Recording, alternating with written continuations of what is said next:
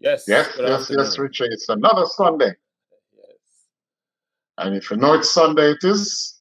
Sunday Scoops time, and just That's right. And today we're featuring two big, big bad bands.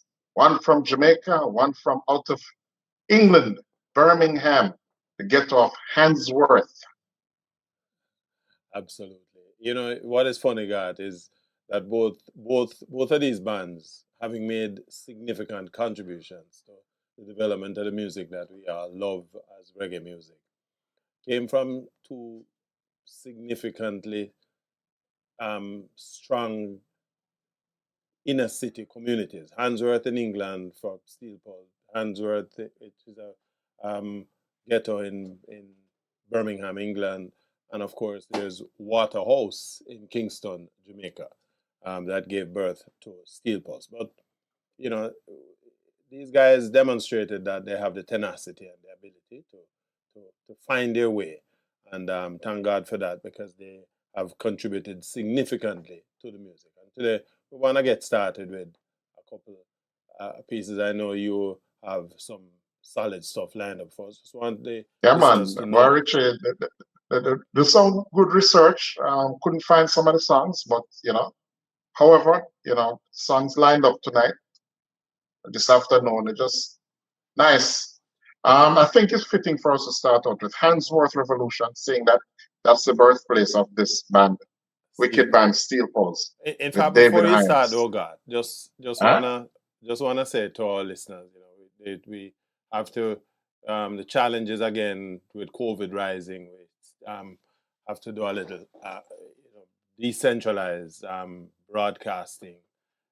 So we coming from different locations, but thank God for the technology. We're gonna make that work today. But we have a nice show lined up. Let's hear from the group from Handsworth. I know you have some solid stuff lined up, particularly that first album. Go ahead. Going to play two songs, Richard. We're going to play Handsworth Revolution and also Stepping Out. Handsworth Revolution of the first album, their debut album of the same name, 1976, and then right into 1984, Stepping Out. And there you have it. Big Bad Steel Pulse on your Sunday afternoon. Whether we want to embrace it or not, and it take me back 1976 when Steel Pulse started was when I had my first job, if you will, working at the library, and I remembered when the assistant principal librarian tell me that me take the library money go buy Dirty Head Rasta Boy music. 1976 it was. It would have been September of 1976, and you look back and you see where we are at this point. Here is a group. Well, first of all, we managed to export the culture of Rastafari all the way to London and elsewhere in the nether parts of the world. And this is the kind of output that we're getting from them. Now, Steel Pulse, they earned the name according to David Hines was given to the group. It was drawn from a racehorse. Apparently, they had a little gambling thing, and there was a horse named Steel Pulse, and so they basically gave the group the name from that. A politically a Rastafarian group, but with a strong political flair, and they basically made music that was based on the sounds that we were hearing back there in Birmingham. Of course, you're getting a mix of everything: jazz, blues, and of course hardcore reggae, rocksteady. And they picked their pieces. It took a little while for them to find any kind of to get any gigs that they could play at little clubs and so on, because people were basically afraid of the politics that the heavy political lilt that the lyrics had. And that notwithstanding, the 1978 Handsworth album that you just played that the first cut from was highly acclaimed by the critics and supporters of the group, because it was taking the music to it was sort of bringing a cutting edge flair to the music. It's a little bit different Right. from the music we were getting. Eh? I tell you, Richie, my early exposure to Steel Pulse has been songs like Bodyguard and Roller Skates and a couple of those songs, man. Those were music that arrested, and especially when you roll up in half a tree and hear the music being pumped out of the record shops, you realize that, these songs are not songs to be played with. There you go. Militant. Typical of the group, In fact, this thing you see there on the set, that little the photograph you see there on the screen here, this was one of the ways what the group did in order to capitalize on the kind of artistry, the artistic community within London at the time. They dressed like that at the gigs that they got, and because kind of parodying, the church or the politician or the whomever, and it worked. They picked up a few gigs. Ultimately, they started to play for some groups in London that people like the Clash, the Strangers, Generation, the Police, Ecstasy, and over time they started to build a broad-based audience based on the music they were turning out. The band issued 2 singles. One was called Kibudu Manseta and Abuka, and the other called Naya Love. These songs were issued on an independent label, but it was sufficient to get the attention of the Burning Spear, who was touring at the time, and they found themselves opening for Burning Spear. That it provided them with a link as well to Island Records, and Island Records, having listened to the group's output, decided to sign them. And of course, the first tune they did with Island Records was a tune called Ku Klux Klan. I'm pretty sure you have that lineup to share with the listeners. And of course, this appeared on their debut album, the same album we just played a cut from, Handsworth Revolution, and a couple of the other tracks that came on that, Macca Splaff, Prodigal Son, and Soldiers. Let's give a listen to a couple of those tracks, Garth. That was one of the things which I was telling you. I was having a little problem downloading those songs, the source for that. But in the meantime, I'm just going to share a couple other songs from early parts and see if I can also get back those songs, like a song called Your House, 1982, released 6 years, after their first debut album. I'd say you get caught up in that music, boss. But keep going, keep going. Right, good. That was Prodigal Son, Ku Klux Klan, Macca Spliff, and Soldiers of the Handsworth Revolution album. Again, that album got served to send the notice to the buying public, to the concert going public as well, that the Steel Pulse is not a group that is going to go easy. They're highly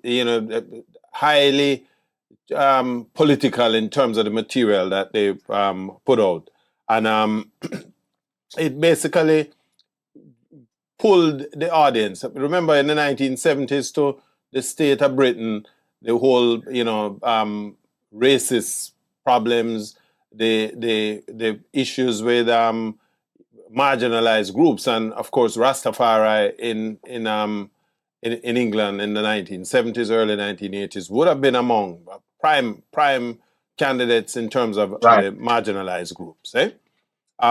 But notwithstanding, they decided to set them sights on trying to get into the United States market, and of course that was a challenge. In fact, the work with Island Records basically pushed them in that direction. Ultimately, they decided that they because the label wanted to basically tell them what to do, which seemed to be a problem with most of these recording artists, these groups, and the labels that they signed to, because the label wants them to move in a particular direction while they themselves want to maintain their independence as musicians and to be able to put out the material that is germane to the focus that the group had. And of course, in no time at all, the arrangement with Island Records fell apart. They walked away, and they decided to go. In fact, they were picked up after that by Elektra or Asylum, and they released an album. I think this was they performed live on Reggae Sunsplash, and they out of those arrangements, it birthed the big album that became one of their signatures, True Democracy, and that basically showed again highly political in terms of the material, but it also spoke to the consciousness from the group, and of course that album now, the anthems, Chant a Psalm a Day, Ravers, Rally Round the Flag. We spoke about Marcus Garvey and Rastafari over the last couple of weeks. Man No Sober, and of course, I know you touched Your House earlier, Lego Beast, and Who's Responsible. Let's give a listen to a couple of tracks on this as we head towards the break. Kicking it off, Richie, with a song that I remember this was a buzzword back in the day, Lego Beast. It's a term which was referred to a loose woman, but let's listen to Lego Beast. Yes, Richard. I tell you, I couldn't give this album justice enough by missing out a couple of those. Some of those songs had to be played, Richard, because that basically show you the fullness of that album. All of those songs that I played. Ravers, Blues Dance Ray, Chant a Psalm, Lego Beast, Man No Sober. Big bad songs off of that True Democracy album. The trouble with that though is that they followed up that album with an even better album, 1984, called Earth Crisis. And Earth Crisis had, if you think that was wicked, you take a look at the lineup on the Earth Crisis album: Throne of Gold, Stepping Out, Grab Education, Earth Crisis, the title track, and Bodyguard. Again, although during this time the band the roster of musicians started to change up. A couple of the band members, departed, but they found sufficient talent. That's one of the good things about the music, is that it always is like a magnet. So it attracts the practitioners, and the band continued growing from strength to strength. Elektra made a good investment when they took them on. The album Earth Crisis was a winner. They went on in 1986 to do a third album called Babylon the Bandit. And of course, that album featured one of the group's big songs, a song called Not King James Version. Again, the material, powerful, political, strong lyrics that appeal to a wide cross-section of the music buying public in Britain and across Europe. Of course, we can't talk about albums either without featuring a couple of the tunes, certainly on the Earth Crisis album. And of course, we want to look at the Grammy-winning album 1986 that, again, put them at the top of the pile. But let's give a little taste from the Earth Crisis album. Kicking off with the title track, Earth Crisis, again, just showing you that these guys are really, really aware of not just climate change, but the fact that management, those of people who are in power, and the poor and downtrodden. Wicked album. And that was Earth Crisis. I'll tell you why, Richie. Hit after hit after hit. Well, that's why I the mean, name. these guys probably have like 6 hits on every album. In my opinion, them two albums, these were the at the time I was buying music. These were the albums that I bought, the Steel Pulse albums. You could identify. I guess the messaging at the time was significant. So the middle of the 1980s, we start to now grapple with issues like corruption. We always had a criminal activity, but we had the corruption at high places is a completely different thing, and that Steel Pulse used the platform to try to address that and to internationalize the problem. Um, you know,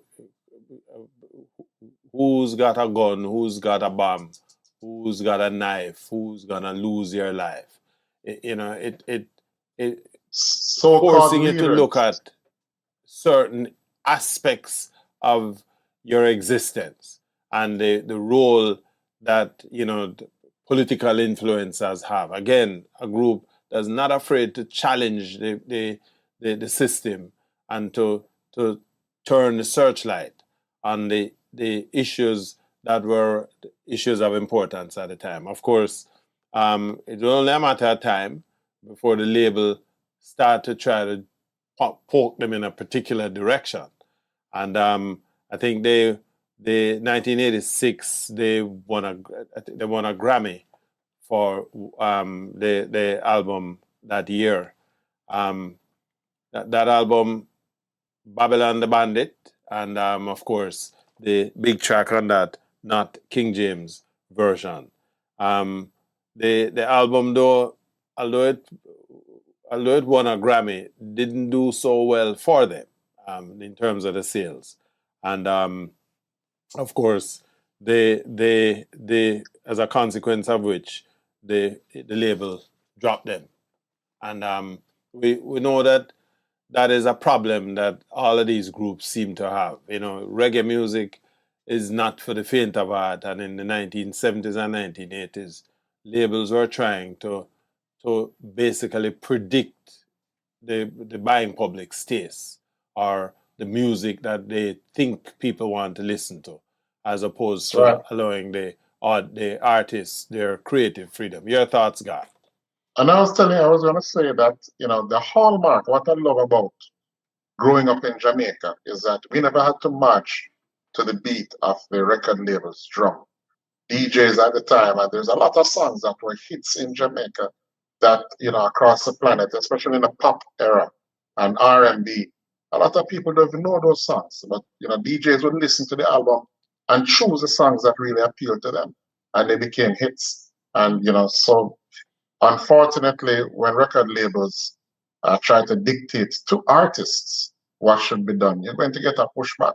But let's listen the two big bad tracks of Babylon the Bandit, which is uh, not King James version, and Babylon the Bandit, again, the title track.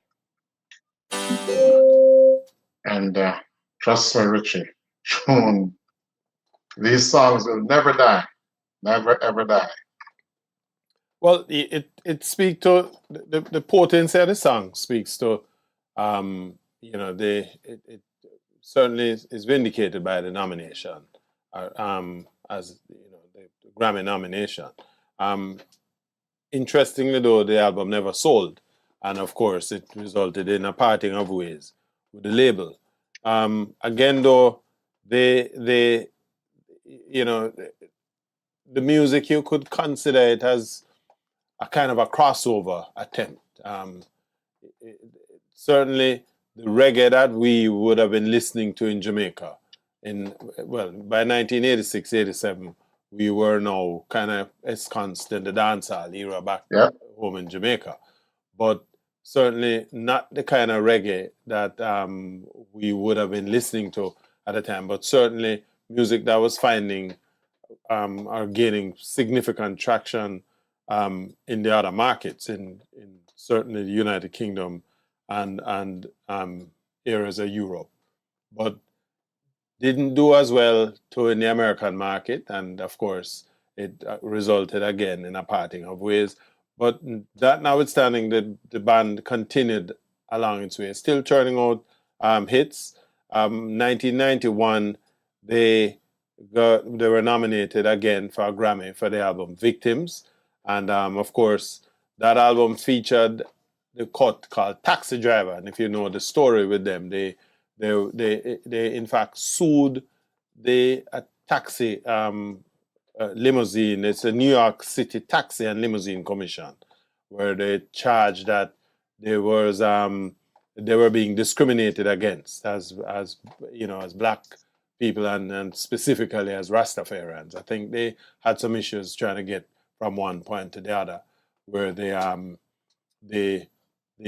carriage company basically left them a road, and they in turn took out a lawsuit, which was good publicity, if you ask me, for the album and for the song itself, because it did get the public attention. It would be interesting if you could give us a little touch of that album, Taxi Driver, of the cut Taxi Driver. Single.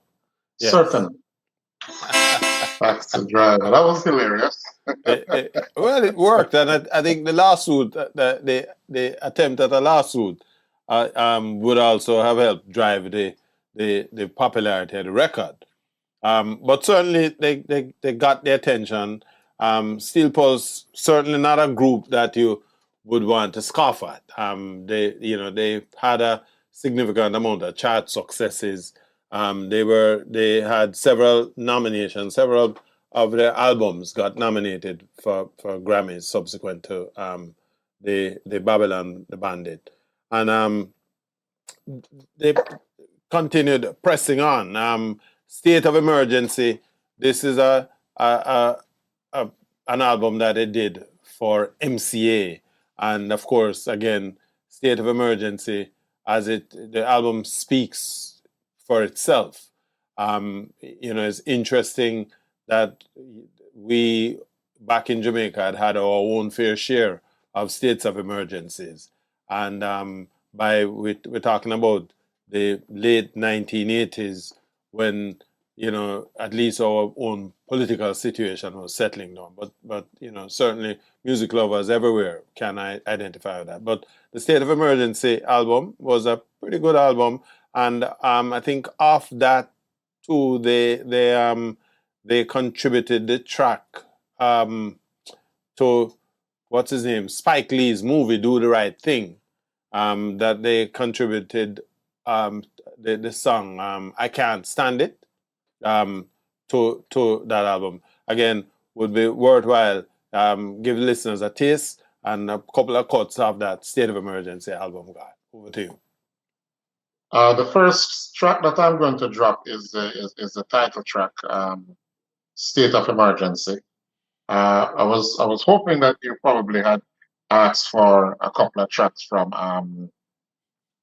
the Vex album. When you're having a good time, eh? Yeah, man, definitely. Especially when the music is good, and this is excellent music.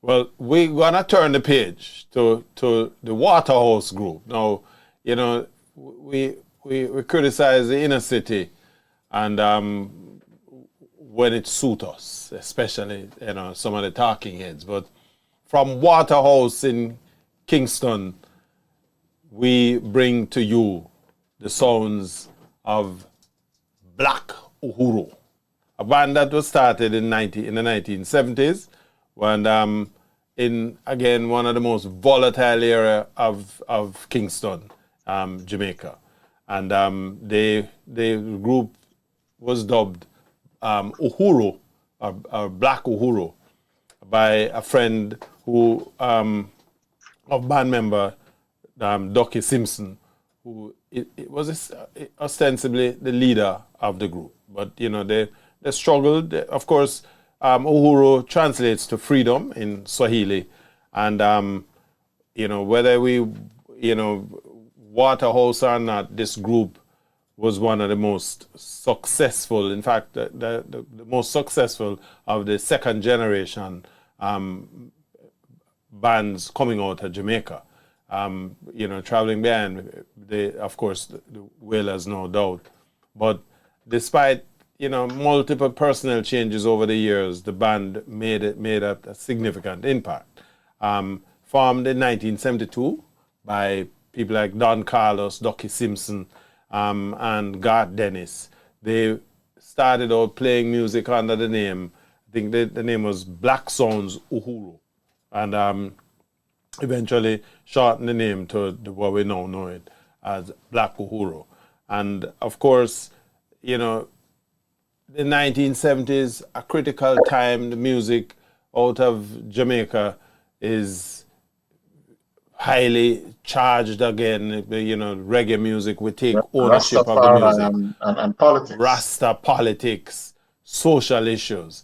And I know you're going to kick us off with some of the heavy stuff. So let me cede the floor over to you, Mr. Garth. Starting off with a song from their debut album, I Love King Selassie, and then going to Time to Unite. Then we'll come back and tell the listeners a little bit more about Black Uhuru and then. Yes, Natural Mystic. That's Richard, not a bad cover version, eh? No, I listen, I'm a Mali man without question, but you have to give credit where it's due. Again, a nice interpretation of Mali's Natural Mystic, but this was the earliest iteration of Black Uhuru, and of course they had their own fair share of problems as well, trying to get themselves recognized. Ducky Simpson talked about these early days. He said, they got into the music.